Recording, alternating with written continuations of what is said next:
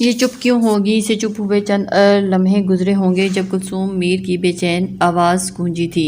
ماما کہتی ہیں کہ آپ کے سامنے مجھ سے زیادہ بات چیت کرنا انہیں پسند نہیں۔ سنجیدگی سے دیے گئے اس جواب پہ اس کے ساتھ لگی تلوار اور جا بجی۔ فضول گوئی کرنے کی ضرورت نہیں، کیونکہ میرا اور آپ کا کاغذی رشتہ آپ کو ایسی چھیڑ چھاڑ کی اجازت نہیں دیتا۔ بہتر یہی ہوگا کہ ناشتہ کر کے اپنے پیپرز کی تیاری کر لو، کل پیپر ہے تمہارا۔ دبے دبے مگر خاصیت سرد لہجے میں وہ جو بولی تو پھر بولتی چلے گی۔ جب اس کی تمام باتوں کو ازبر کرتے ذوالنورین کی خوبصورت آنکھوں میں سرد تاثر گہرا ہوتا چلا گیا۔ میرا اور آپ کا رشتہ مجھے کس چیز کی اجازت دیتا ہے، اس کے بارے میں ان ایگزامز کے بعد تفصیلاً بات ہوگی، تب تک آپ اپنے دلائل تیار کریں۔ سرد لہجے میں کہتے ہوئے وہ بگڑے ہوئے تاثرات کے ساتھ ناشتے کی جانب متوجہ ہو گیا، جبکہ وہ جو اس کے لیے آپ اور تم والے گنجل میں الجھی ہوئی تھی اسے اندازہ ہی نہیں تھا۔ اس کے اس انداز پر خائف ہوتے اس کی ریڑھ کی ہڈی تک سنسنا اٹھی تھی۔ جیل کا وہ تنکا سا تنگ سا کمرہ اس وقت بلب کی ملگجی سی روشنی میں ایک گھٹن سی پیدا کر رہا تھا، اور اس کمرے میں یہاں سے وہاں ٹہلتا ہوا سفیر سائیں غصے اور بے بسی کے مارے پاگل ہوا جا رہا تھا۔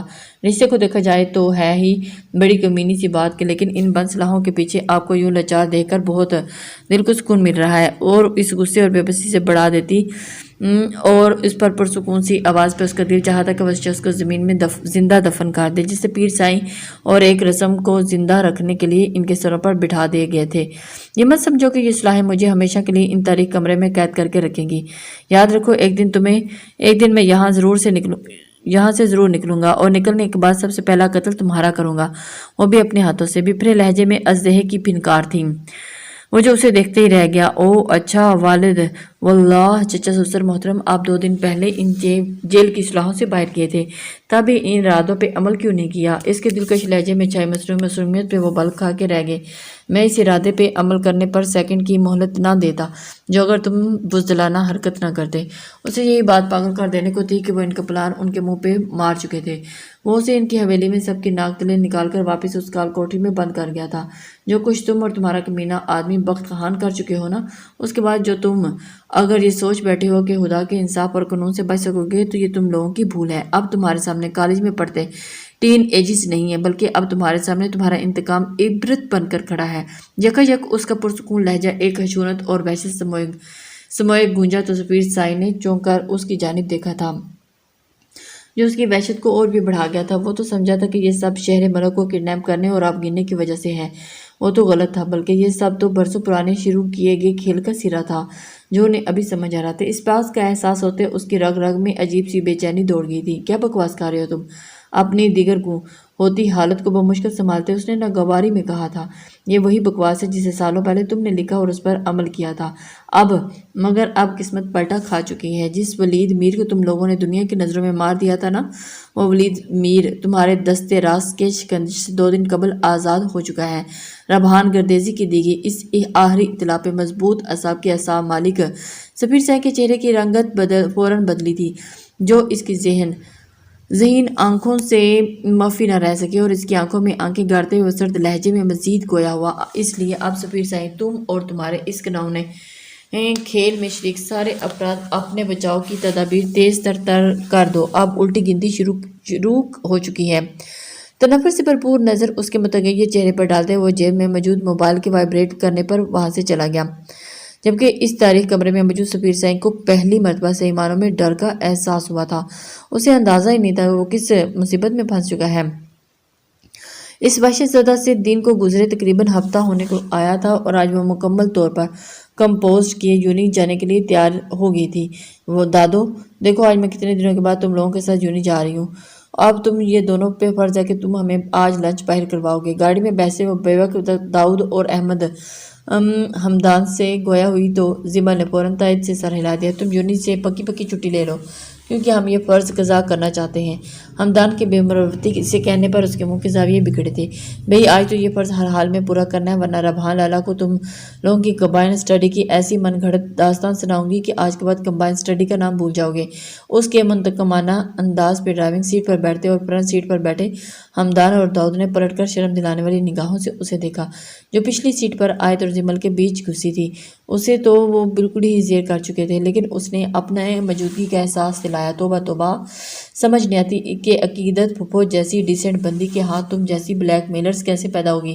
اس کے پرتعصب لہجے کو پہ وہ بنا کچھ کہے پہریا انداز میں مسکرا دی، کیونکہ ان کی نیم رضامندی ظاہر ہو چکی تھی۔ اسی خوشی اور سرمستی میں ایک اچھا دن یونیورسٹی میں گزارنے کے بعد وہ اپنے مگر انداز گیٹ کی جانب بڑھی تھی، جو کہ زمل آیت اور کا لاسٹ پیریڈ فری تھا، اس لیے وہ پہلے ہی گاڑی میں پہنچ چکی تھی۔ اس لیے وہ اس وقت تنہائی متوازن چال جلدی گیٹ کی طرف بڑھی تھی، جب اچانک اپنے پیروں کے سامنے اچانک سیاہ شوز میں مقید پیر آن رکے تو اس نے بمشکل خود کو سنبھالتے ہوئے چونک کے نوارد کی جانب دیکھا، جہاں مگر یوں اچانک سامنے آن رکنے والے اس شخص کو دیکھ کر اس کی آنکھیں حیرت اور بے یقینی کی زیادتی سے یک لخت پھیلی تھی، اور پھر یکایک ان خوبصورت آنکھوں میں ناگواری اور اجنبی پن اتنا سرد سے لہرایا کہ سامنے کھڑے دلال شاہ کو اپنے سینے میں گھٹن کا احساس ہونے لگا۔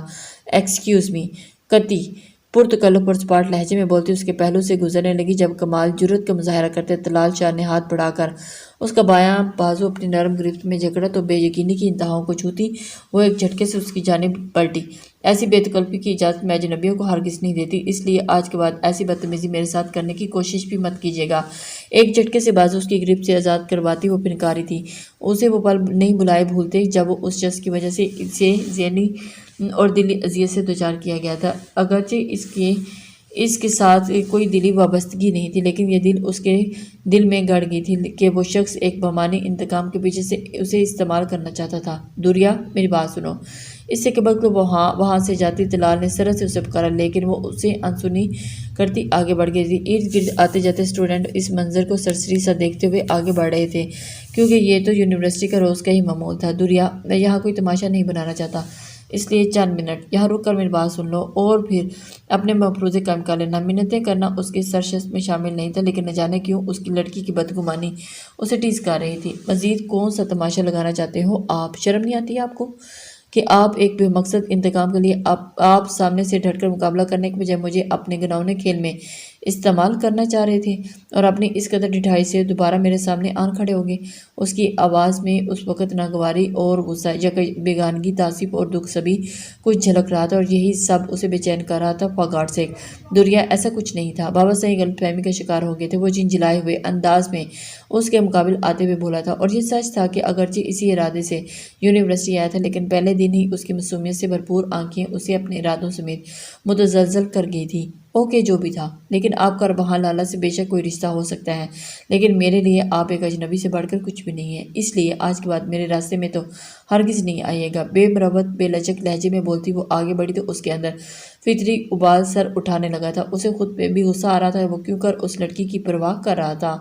میں راستے میں تب نہیں آؤں گا جب تم ایک دفعہ میری بات نہیں سن لیتی۔ اب تم یہ سوچ رہو کہ میری بات کب سننی ہے۔ اس کے عقب میں ابھرتی اس کی مضبوط آواز دوریا کے قدموں کی رفتار کو لہجہ بھر کے لیے سست کر گئی، لیکن اگلے ہی پل وہ سر جھٹکتی گیٹ سے باہر نکل گئی تھی۔ ہاسپٹل کے اس بڑے سے کمرے میں ولید میر کے بیڈ کے ساتھ رکھی کرسی پر بیٹھا وہ اس کے ساتھ محو گفتگو تھا۔ گزشتہ ایک ہفتے سے وہ ان کے ساتھ ہاسپٹل میں ہی موجود تھا، چونکہ اتنے برس وہ سب سے دور ایک بند کمرے میں مقید تھے۔ انہیں تو نارمل ہوتے 4 سے 5 دن لگے تھے۔ وہ ان دنوں میں نین نے ایک اچھے سلجھے اور صابر بیٹے کا کردار ادا کرتے ہر لمحے انہیں اپنے ساتھ کا احساس دلایا تھا۔ تمہاری ماما نہیں آئی مجھ سے ملنے کے لیے؟ مکمل حواسوں میں لوٹنے کے بعد یہ ان کا سب سے زیادہ پوچھے جانے والا سوال تھا، جو نین کو بے حد تکلیف دے رہا تھا۔ وہ ان کی کریٹیکل حالت میں انہیں مزید کوئی ٹینشن نہیں دینا چاہتا تھا، اس لیے گھر کے متعلق کوئی بات نہیں کی تھی۔ ڈیڈ، آپ مکمل طور پر صحت یاب ہو جائیں، پھر ماما سے ملنے چلیں گے، کیونکہ آپ کے بھائیوں نے صرف آپ کی حد تک ہمیں نقصان پہنچانے کی کوشش نہیں کی، بلکہ ہر حد پار کر بیٹھے ہیں۔ بہت نبے تلے انداز میں بولتا وہ انہیں ڈھکے چھپے الفاظ میں بہت کچھ کہہ گیا تھا۔ کیا مطلب کلثوم ٹھیک ہے نا؟ اس کی آدھی ادھوری بات سن کر وہ تڑپ اٹھے تھے، جبکہ ان کی تڑپ نین کی آنکھوں کے کنارے لال کر گئی۔ وہ اس قدر ٹھیک ہے کہ ان کی سوچ ان گزرے سالوں میں آپس گئے ولید میر اور نگاہ کے لیے انگوٹھی اور چوڑیاں لے کر آنے والے نین سے آگے بڑھ ہی نہ سکی تھی، اور نہ ہی کبھی یہ جان سکی کہ جس گھر میں وہ رہتی ہیں وہی ان کا بیٹا ٹانگوں سے منظور ہو کر بیٹھا ہے، بلکہ وہ تو اسے پہچاننے سے بھی انکاری ہیں۔ ہزار کوششوں کے بعد جو خود پر قابو نہ رکھ سکا تو گلوگیر مگر آتش زدہ لہجے میں بولتا تو ولید میر کے وجود کو جھٹکوں کی زد میں لے گیا۔ نہیں، اس کی باتوں کو سمجھنے سے کوشش کرتے ہوئے اس کے کان سائنسیں کرنے لگے تھے، جبکہ دل اس وقت اپنے بیوی بچوں کو تکلیف کا سوچ کے گویا پھٹنے والا ہو گیا تھا۔ خدا غارت کرے تم لوگوں کو، پیسے کے لالچ میں میرے ہنستے بستے گھرانے کو کن تکلیف کی نظر کر ڈالا۔ ان کے لب اور ان کا دل بے اختیار اپنے بھائیوں اور بیویوں کے لیے بد دعا گو تھا۔ مجھے اپنی ماما اور زنین کے پاس لے چلو میرا بچہ پلیز۔ نم آنکھوں سے اسے دیکھتے انہوں نے ریکویسٹ کی تھی، کیونکہ بلکتا ہوا دل اس لمحے صرف اپنی بیوی اور بچوں کو دیکھنا چاہتا تھا۔ ڈیڈ ریلیکس، ہم بہت جلد ان سے ملیں گے، لیکن پلیز ابھی نہیں، کیونکہ جو اس سب کے ذمہ دار ہیں ان کی الٹی گنتی شروع ہو چکی ہے، اس لیے ابھی نہ آپ اور نہ میں، ہمیں کوئی بھی منظر عام پر نہیں آ سکتا۔ اس نے رسانیت سے انہیں سمجھایا، لیکن میں تمہاری مما کو دیکھنا چاہتا ہوں، انہوں نے بے چینی سے کہا تو وہ بے بس ہونے لگا تھا، لیکن پھر کچھ سوچتے ہوئے بول اٹھا، اوکے، میں نین کو کہوں گا کہ بھابھی کے ساتھ مام کو چیک اپ کے لیے اسی ہسپتال کسی طرح بھجوائے۔ اس نے اب کی بار ٹھہرے ہوئے انداز میں بات مکمل کی تو وہ چونک اٹھے۔ بھابھی، ان کی سوالیہ نظریں ان کی جانب اٹھی تھی۔ جی، زنین کی بیوی، اس نے ان کی جانب دیکھتے ہوئے جواب دیا، لیکن اس کی آنکھوں میں چھائی الجھن کو دیکھتے ہوئے دھیرے دھیرے انہیں ضلع اور زنین کے تعلق اور ان کے نکاح کے متعلق بتاتا چلا گیا۔ ملک اور اس کے وسیع اور اس لان میں کرسیاں بچھائی اس وقت سب شام کی چائے اور سنیک سے لطف اندوز ہو رہے تھے، جب ارسم کھلے گیٹ سے رپ ٹپ سے حلیے میں موجود سوئی جاگی سی شہرے کا بازو دبوچے اندر داخل ہوا اور سیدھا لان کی جانب چلا آیا۔ لین سنبھالیں آپ کی آلسی سی بھرپور بڑی مما۔ حضور بلو جینز کے ساتھ وائٹ جرسی پہنے، بالوں کو عجیب سی میسی جوڑا سا بنائے، گلے میں وائٹ سٹالر ڈالے، وہ پیروں میں نازک سی چپل پہنے شہرے کو سمرین بیگم کی جانب دھکیلتا ہوا بولا تو اس کی آنکھوں کو زور سے مسلتے ہوئے گھور کے اسے دیکھا تھا، اور ایک دم سے اسے وہ چاچو لگتے ہیں آپ میرے، اس لیے یہ فضول قسم کی چھیڑ چھاڑ آپ لوگوں پہ سوٹ نہیں کرتی۔ وہ اس کے لفظ بہو پہ پکڑائی کرتی شاکی لہجے میں بولی تو وہ وہیں سب سے ملتی سمرین بیگم کے پاس ہی بیٹھ گئی تھی۔ کبھی ایسی حد بندی زرگام پہ لگائی ہے، کیونکہ وہ بھی تو چاچو ہی تھا نا۔ امارا بھابھی سے شرارت سے ٹکر لگایا تو وہ کبھی چونکی، پھر پوری جی جان سے سرخ پڑتی، بے ساختی سے انچنبے ہوئی، میرے ایگزامز ہو رہے ہیں، اس لیے پلیز مجھے اس طرح سے تنگ نہیں کرے گا۔ اس نے فوراً بیشتر حد بندی لگانی چاہیے تھی، کیونکہ امارا کی شرارت کے بعد سب الرٹ ہوتے نظر آ رہے تھے۔ بھئی ہماری چھیڑ چھاڑ تو ہمارا تنگ کرنا تو بڑے معصوم لیول کا ہے، ہم تو بڑی بھابھی ہونے اور اس کے ایگزامز کا لحاظ ہی کر لیں گے، لیکن ہم تمہارے شوہر کی گارنٹی لے سکتے، کیونکہ اس کا تنگ کرنا ہرگز معصوم لیول کا نہیں ہوگا۔ انیلا بھابھی نے اس قدر شوق اور بے باک انداز میں سرگوشی کی تھی کہ اس کے رگوں پہ ایک عجیب سا احساس دوڑنے لگا، چہرہ گویا اندیکھی قربت کی حدت سے دہکنے لگا۔ بڑی دادو، یہ سب بہت بہت بے شرم ہے۔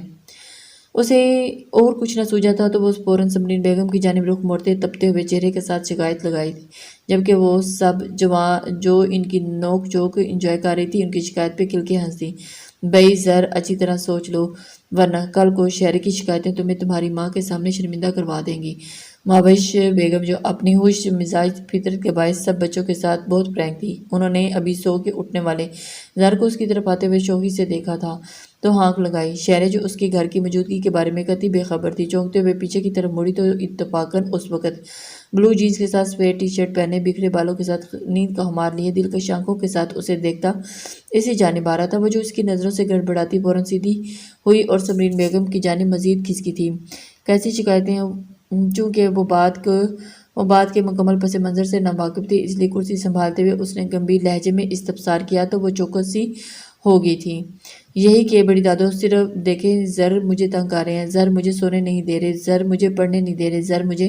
ان کی آوازیں اس قدر بلند نہ تھی کہ لڑکوں کے کانوں میں پڑتی، بلکہ وہ اس قدر مدھم آوازوں میں گویا ہوئیں کہ ان کی آوازیں ان کی خواتین کی سماعتوں تک ہی محدود رہی تھی۔ وہ میں نگاہ سے ملا، اسے اس شرارت کو روکنے کا کوئی اور بہانہ نہ ملا تو وہ گلال ہوتے ہوئے چہرے کے ساتھ ہی فوراً گڑبڑاتی ہوئی اپنی جگہ سے کھڑی ہوئی، جبکہ اس کی شرم و حیا سے مغلوب اس کی کیفیت کو دیکھتے سبھی مسکرا دیے، کیونکہ ان کا نکاح جس سچویشن میں ہوا تھا، ایسے میں چہرے کے رویے میں تبدیلی ایک خوشائند بات تھی۔ نگاہ سو رہی ہے، آپ ایسا کریں کہ ذر کے کپڑے سیٹ کرنے والے ہیں، اس کی الماری سیٹ کر دیں۔ سمرین بیگم نے اس کی جانب دیکھتے پیار سے کہا تو وہ ہوں کانا انداز میں انہیں دیکھنے لگی۔ میں یہ سب نے بے ساختی اپنی مسکراہٹ چھپانے کی کوشش کی تھی، اور اس کی بات سن کر ایک دفعہ حیران ہو گئی، کیونکہ وہ گھر کے کاموں میں جس قدر اناڑی تھی اس کا بہت فطری تھا کہ اسے اس وقت ہاں بالکل تم ایسا کرو، تم بھی ساتھ جاؤ، شہرے کا گائیڈ کر دینا۔ سمرین بیگم کے بجائے ارسم نے دانت نکوستے ہوئے جواب دیا تو سب نے فوراً تائید میں سر ہلا دیا۔ نہیں، میرا مطلب ہے کہ میں خود ہی کر لوں گی۔ قبل اس کے کہ واقعی اٹھ کھڑا ہوتا وہ جلدی سے بولتی اندر کی جانب بڑھی تھی۔ چند ہی منٹوں کے بعد اس کے خوبصورت ماسٹر بیڈ روم کے وسط میں کھڑی وہ پھٹی پھٹی آنکھوں سے بیڈ روم کی حالت دیکھ رہی تھی، جہاں بکھری ہوئی بیڈ شیٹ اور صوفے پر پڑے کپڑے اس کا منہ چڑھا رہے تھے۔ اتنے بڑے ہو گئے ہیں لیکن سونے کا طریقہ نہیں آتا، ایسے کون سوتا ہے بھلا؟ بڑبڑاتے ہوئے وہ پہلے بیڈ کی جانب بڑھی اور سرہانے کی جانب ہاتھ بڑھایا۔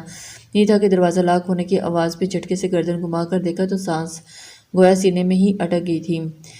ایک دم حیران ہوگی کہ پیچھے آپ، اس کی تو زبان حلق میں ہی اٹک گئی تھی۔ ارے بیٹا رو کیوں رہی ہو آپ؟ سائرہ گردیزی زاروں کے تار ہوتی ہوئی آپ گرنے کے پوچھ دلاتے محبت سے گویا ہوئی، جبکہ ان کے پاس بیٹھی بی جان مسلسل کچھ نہ کچھ پڑھتی اس پہ پھونک رہی تھی، جس کی حالت صبح سے جاری الٹیوں سے بے حال کر دی تھی۔ مجھے بھوک لگی ہے، لیکن صبح سے ہونے والی وامٹنگ کی وجہ سے اس کی پسلیوں میں اب درد ہونے لگا تھا، لیکن ساتھ ہی بھوک کے احساس نے اسے اور روکلا دیا تھا۔ پریشان نہیں ہو، ابھی ٹیبلٹ لی ہے نا تو کچھ دیر میں طبیعت سنبھل جائے گی، انہوں نے نرمی سے تسلی دی تھی، لیکن اس کے آنسو تھمنے کے بجائے مسلسل بہہ رہے تھے، اور اس کی وجہ اس کی طبیعت خرابی سے زیادہ ربحان کا مسلسل 2 دن سے گھر نہ آنا تھا، چونکہ بخت خان ولید میر کے غائب ہونے کی خبر پانے کے بعد زخمی شیر بنا ہوا تھا، اور اس لیے وہ اس کے خلاف پھندا کسنے میں اس قدر مصروف تھا کہ گھر آنے کی فرصت نہ ملی تھی۔ ایسے میں جو اس کی خطرناک حد تک حادی ہو چکی تھی، رو رو کے اس نے اپنی طبیعت خراب کر لی تھی۔ بی جان ربحان کو کال کر دی ہے، وہ آ رہا ہے، آپ پریشان نہیں ہو، میں نے ڈاکٹر سے اپائنٹمنٹ لے لی ہے، ربحان کے آتے ہی نکل پڑیں گے۔ ماہرہ گردیزی نے کمرے میں آتے اطلاع دی تو دشمن جانہ کا نام سنتے اس کے آنسو جس رفتار سے بہہ رہے تھے، وہی موجود تینوں خواتین اس کی طبیعت کی خرابی کی وجہ جان کے ہولے سے مسکرا دیا۔ السلام علیکم، کیا ہو گیا دشمن جانہ دل جانہ کو؟ چند منٹ گزرنے کے بعد وہ خوشبو کے دلکش ریلے کی مانند اچانک نمودار ہوتا اس کے بے چین دل کو گہرے سکون سے ہمکنار کر گیا۔ اس نے بے ساختہ اپنے آنسوؤں سے تر پلکیں اٹھا کر اس کی جانب دیکھا، جو آنسوؤں کو دیکھ کر یکلخت ٹھٹکا تھا۔ اسے دیکھ کر ایک دم حیرانی ہوئی، اس کی نمکین پانیوں سے لبریز خوبصورت آنکھیں اس کے دل کو بے چین کر گئیں۔ اپنے دل کی بے چینی پہ قابو پاتا وہ پہلے بی جان اور ماما تائی کی جانب بڑھا، ان سے ملنے کے بعد فوراً اس کی طرف بڑھا اور اس طرح روتے ہوئے اس کی جان نکالنے کی در پہ تھی۔ کیا ہوا، ایسے کیوں رو رہی ہو؟ اس کے نزدیک بیٹھتے ہوئے اس نے نرمی سے اس کے دونوں ہاتھ تھامتے استفسار کیا تو نرمی لہجے کی نرمی اور فکر نے سسکتی ہوئی آبگینے کے دل پہ یوں گہرا وار کیا کہ وہ ٹوٹی شاخ کی مانند اس کے کشادہ سینے سے لگتی بھی لگ اٹھی، اور اس کے یوں ٹوٹ کے رونے پہ وہ سبھی پریشان ہو گئے تھے۔ تبھی بی جان آگے بڑھی، صبر اور ہمت سے کام لو میری بیٹی، طبیعت کی یہ اونچ نیچ تو چلتی رہتی ہے، اس سے رو کر اپنے سمیت اپنے اندر سانس لیتی جان کو بھی خوار کر رہی ہو۔ اس کے سسکتے وجود کو دیکھتے ہی کندھے پہ ہاتھ دھرے انہوں نے نرمی سے کہا تھا، وہ جو اس کی طرف دیکھ کر ایک دم ہوکلا کے اٹھی تھی، اس کی وجہ سے یہ سب۔ یوں ہی روتے روتے وہ آنسوؤں سے رندی آواز میں بولی اور پھر سے سسکنے لگی تو جہاں ایک بے ساختہ سی مسکان ان تینوں خواتین کے چہرے پر پھیلی تھی، وہیں اس نے ہونک انداز میں اس کے اپنے سینے پہ لگے نازک وجود کو دیکھا تھا۔ ہیں اس کی اس بے ساختہ سی ہیں اور مائرہ بیگم کی ہنسی نکل پڑی۔ میرے خیال میں ڈاکٹر کے اپائنٹمنٹ کی اب ضرورت نہیں، ربحان اپنے مریض کو سنبھالو، انہوں نے ان دونوں کو اشارہ کرتے ہوئے اسے کہا تو وہ جھنپ سا گیا، لیکن ان دونوں کے باہر نکلتے ہی وہ مکمل طور پر اس کی جانب متوجہ ہوا جو ہنوز سوسو کر ہی رہی تھی۔ دل جانہ، ذرا رخ روشن سامنے کر کے مجھے تفصیل سے سمجھائیے گا کہ اس سب کی وجہ میں کیسے ہو گیا؟ اس کے مخملی وجود کے گرد اپنی مضبوط باہوں کا حصار باندھتے ہوئے وہ گمبھیر لہجے میں گویا ہوا۔ اب گنے اس کے کوئی جواب نہ دینے پر اس نے آہستگی سے اس کے فاصلے کرتے ہوئے اس کا شدت گریہ وزاری سے سرخ پڑتے چہرے کو اپنے ہاتھوں کے پیالے میں لیا۔ کیوں اس قدر رو کر ہلکان ہو رہی ہو؟ کوئی پریشانی ہے؟ اب کی بار اضطراب ہلکورے لے رہا تھا اور اس سے مخفی نہ رہ سکا۔ نہیں، اس کے لب سرگوشی کے سے انداز میں سرسرائے اور پھر یک لفظی سوال فوراً آیا تھا، وہ تم 2 دن سے گھر نہیں آئے تو میں بات کرتے کرتے وہ شرمندگی سے چپ کر گئی، جبکہ وہ ہنوز اس کا چہرہ تھامے اس کے آگے بولنے کا منتظر تھا۔ میں تمہیں ایک دفعہ پھر سے اٹکی تھی، یاد کرتی رہی تو میری طبیعت خراب ہوگی۔ بلا ہر بات تیزی سے مکمل کرتے وہ خجالت کے احساس سے فوراً پلکیں زور سے میچ گئی تھی۔ شرمندگی اور بے بسی کے شدید ترین ریلے کے باعث ایک دفعہ پھر سے آنکھیں آنسوؤں سے تر ہونے لگی۔ مطلب کہ میری بیوی میرے گھر نہ آنے پر رو رو کر اپنی طبیعت خراب کرنے کی شرمندگی کا شکار ہو رہی ہے؟ ریلی آبی؟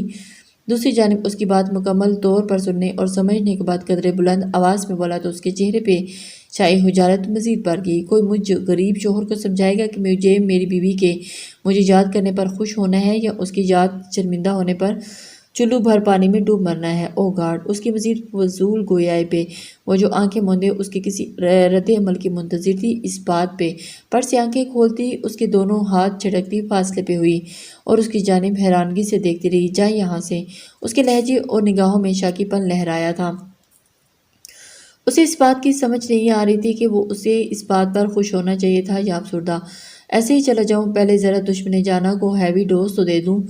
میری یاد میں نیئر بہا بہا کر اپنی انرجی ڈاؤن کیے بیٹھی تھی۔ پھرتی سے اسے بازو میں جکڑ کر واپس اپنی جانب گھسیٹتے ہوئے وہ یک یک اس کے چہرے کے ملائم نقوش کو اپنے ہونٹوں میں چھوتا گڑبڑانے پر مجبور کر گیا۔ ربحان پلیز کیا کہہ رہے ہیں؟ اس کی بے ساختگی بے وہ گڑبڑائی تھی۔ میری جاب سے سمجھوتا کرنا پڑے گا ورنہ میرے لیے مشکل ہو جائے گی۔ میرے لیے تمہاری محبت، فکر، احساس قابل احترام اور محبت ہے، لیکن اس کے بدلے اگر تم خود کو تکلیف پہنچاؤ گی تو مجھے تکلیف پہنچے گی۔ اس کی پلکوں پہ اٹکے آنسوؤں کو لبوں سے چنتے ہوئے وہ رسانیت بھرے لہجے میں گویا ہوا تو وہ کسمسائی۔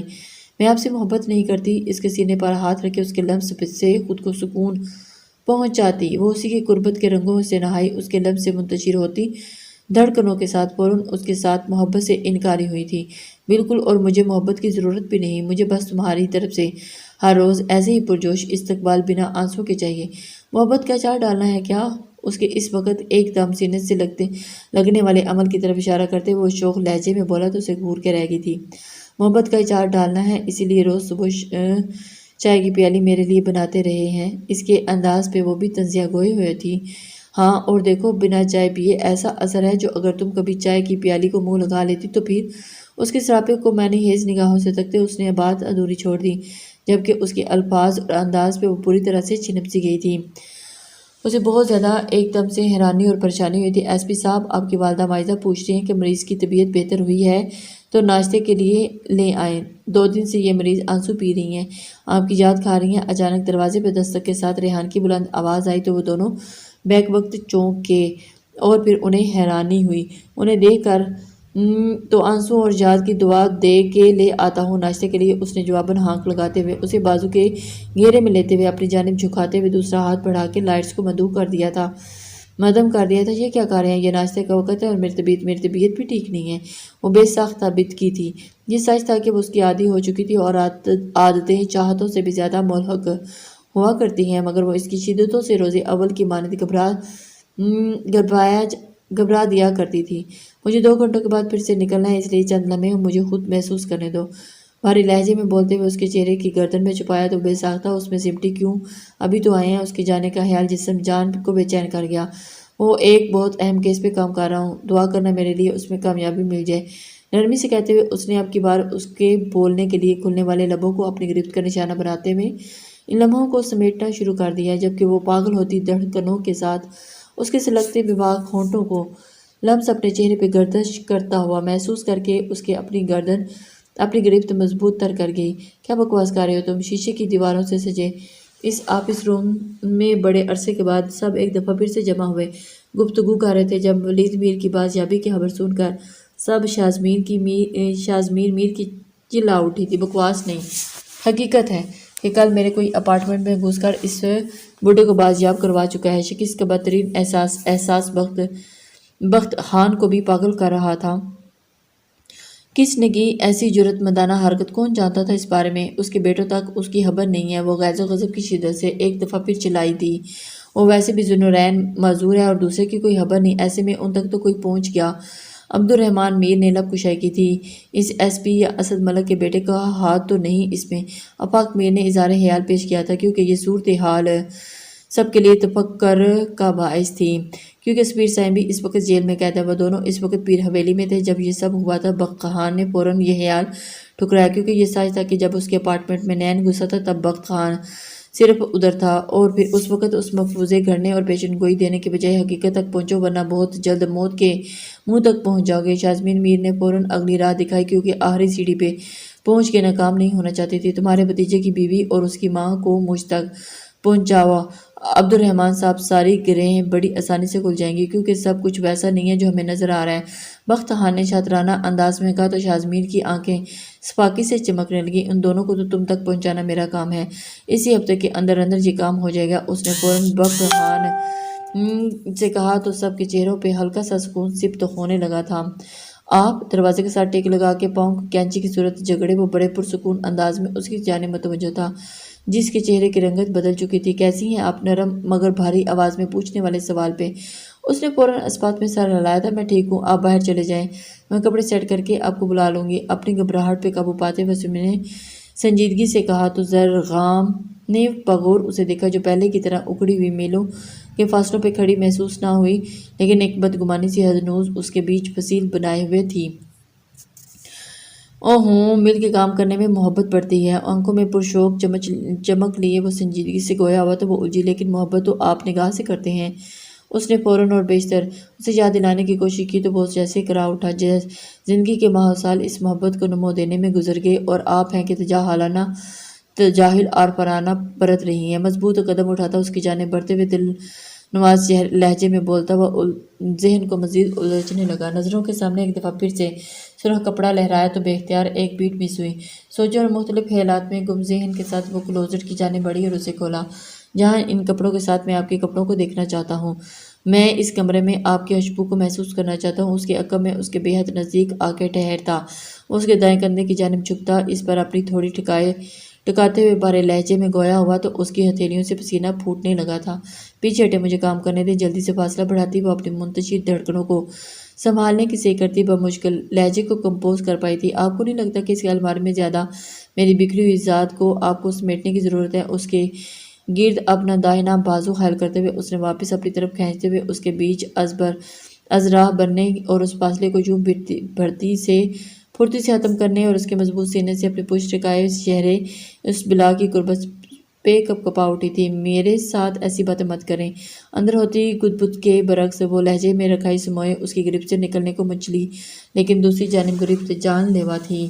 اسے بالکل بھی اندازہ نہیں تھا کہ وہ اس قدر اس کی قربت پہ ایک دم سے تلملا اٹھے گی۔ میرے معاملے میں اس قدر ظالم ثابت مت ہو، شہرے جذبات سے چور چور بوجھل آواز میں کہتے ہوئے اس نے اس کی گردن میں منہ چھپایا تو سلگتے ہوئے ہونٹوں کے لمس اس کے وجود میں پھریری سے دوڑ گئے۔ یہ ککک کیا کر رہے ہیں آپ؟ مجھے کام کرنا ہے۔ وہ ایک دفعہ پھر سے اس کی گرفت میں پھڑپھڑائے تھے، مگر اس کے وجود کی خوشبو کے نشے میں مدہوش ہوا۔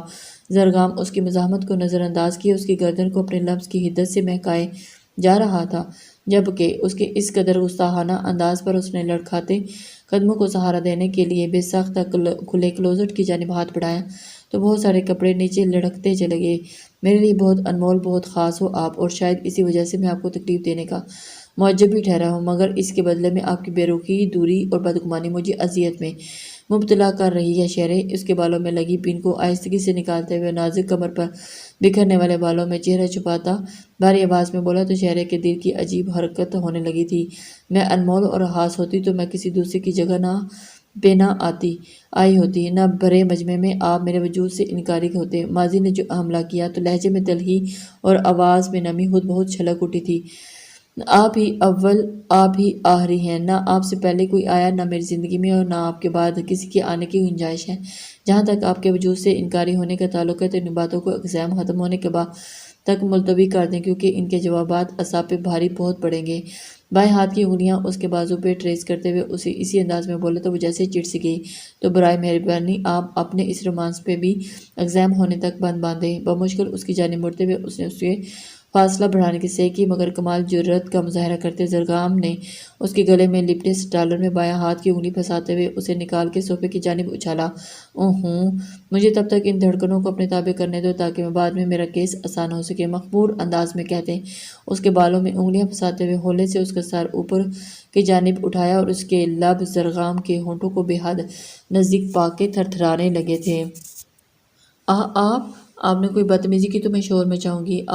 اس کے خطرناک ارادوں سے خائف ہوتی وہ بول رہی تھی جب اس کے پہلو پہ گرفت مضبوط کرتا اس کی دھڑکنوں کو اپنے لمس سے دہکاتا اس کے پیروں تک کو کپکپانے پہ مجبور کر گیا۔ اس نے بے ساختہ اس کے خود پہ جھکے سر پہ سجے گنہرے بالوں کو دونوں ہاتھوں میں جکڑا اور اس کی بے ساختہ حرکت پہ اس کا دل بڑی تیز رنگ اور سرشاری میں دھڑکا تھا، اور اسی سرشاری کے ہاتھوں بہکتے ہوئے اس کی تھوڑی کو چھوتے ہوئے سرخ ہونٹوں کی کپکپاہٹ سمیٹنے والا جب اس کی سانسوں کی حدت اپنے ہونٹوں پہ محسوس کرتی، چہرے کوئی جائے فرارنا نہ پاتی تو چہرے اس کے کشادے سینے میں چھپا گئی تھی۔ پاپا پلیز، میرا دل بند ہونے لگا ہے، اس کے سینے سے لگی وہ پاگل ہوتی دھڑکنوں کو بمشکل سنبھالتی سرگوشی نما آواز میں بولی تو اپنے منہ زور ہوئے جذبات کو لگام ڈالتے ہوئے اس نے پوری شدت کے ساتھ اپنے بازو میں پینچھا تھا۔ چند لمحے یوں ہی محسوس کرنے دو، اور ہولے سے اسے خود سے الگ کرتا اس کے چہرے کو بغور تکتے ہوئے کلوزٹ کی جانب بڑھا جہاں کپڑے بکھرے پڑے تھے۔ یہ چپ کیوں ہوگی؟